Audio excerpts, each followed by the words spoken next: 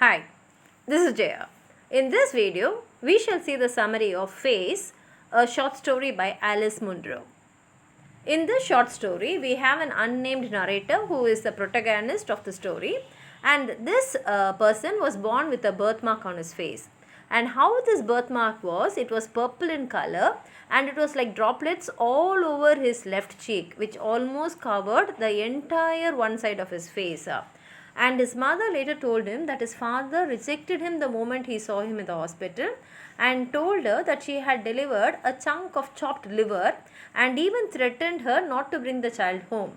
But as a mother, she could not do that and she brought him home, and this separated both the mother and the father. And he always told her that she had failed to give him an acceptable son. And this family was a very rich family because his grandfather owned a tannery and a glove factory, but it was not giving that much of money as the days were passing by.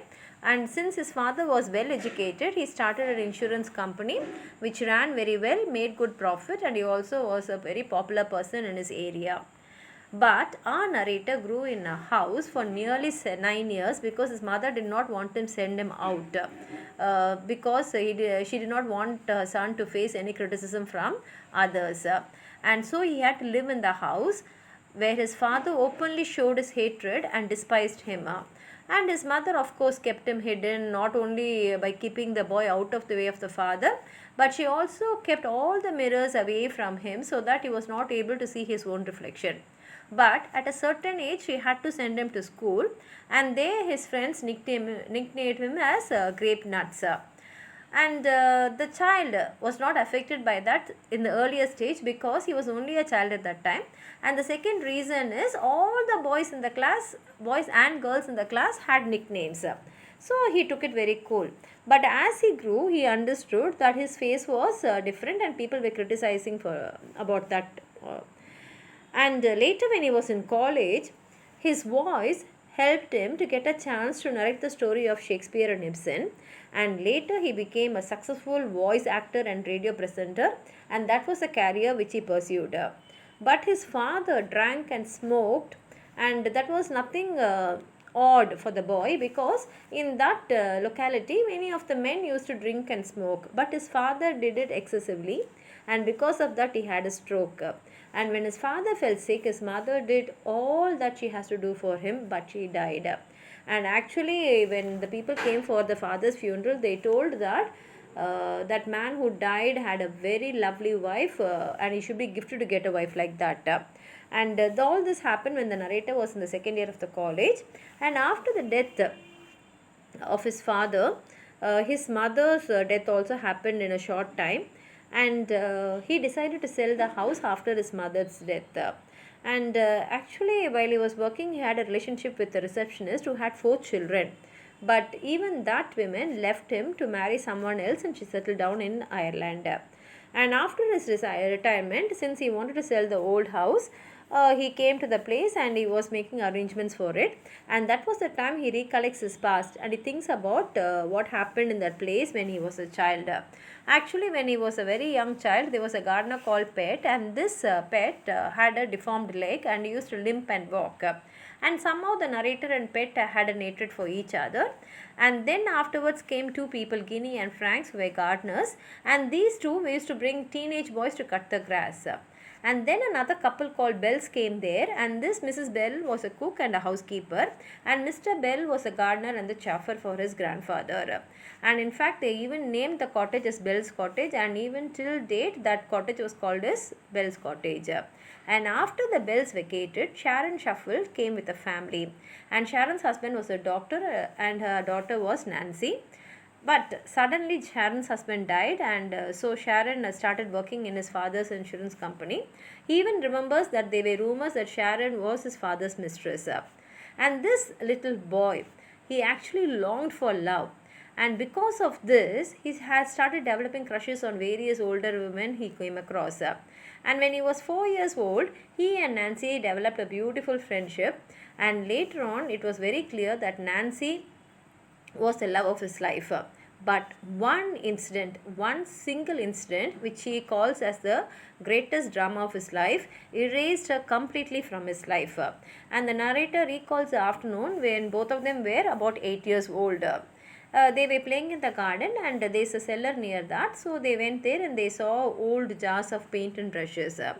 And the boy, he took one old brush and loosened it using turnips and started writing on the wall with paint. And Nancy took some nice loved red paint and started painting her face, and she painted in such a way that it almost matched his face. And then she asked him to look at her and say whether she resembled him. And when he saw her face with the red paint on one side of her face, he was horrified and he screamed.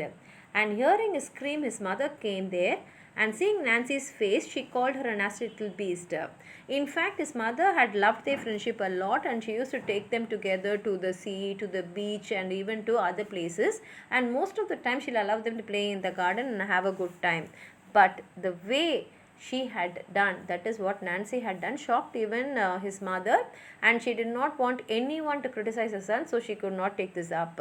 And because of this, Sharon and his mother had an ugly fight, and even the servant maid Velma was not able to stop the fight. And the very next day, Nancy and her mother Sharon Shuffles vacated the place.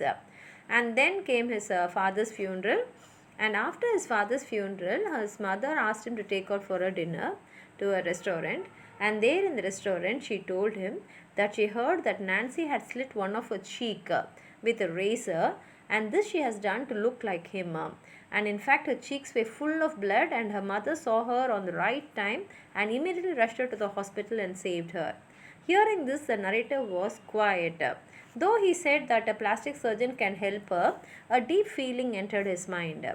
And thinking about all this, the narrator is cleaning the house, and when he was cleaning the rotten apple, a wasp stings him up, and both his eyes had to be bandaged in the hospital.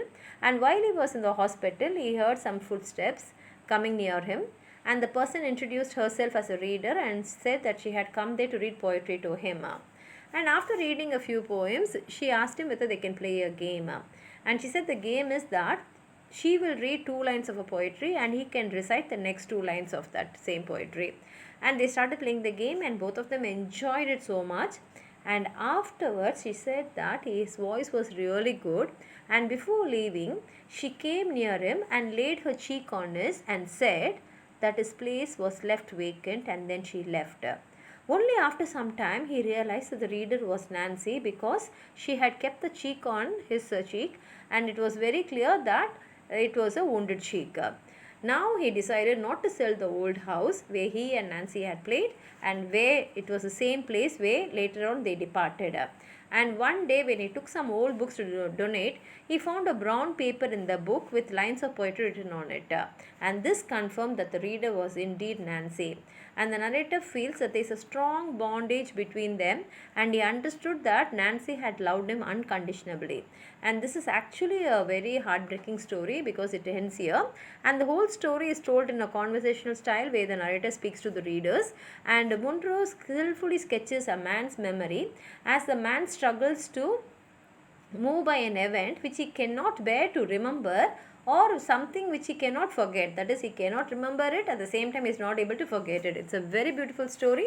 If you want to add on anything to this, please write it in the comment box. Like the video, share it with your friends, and if you have not subscribed my channel, please subscribe. Thank you.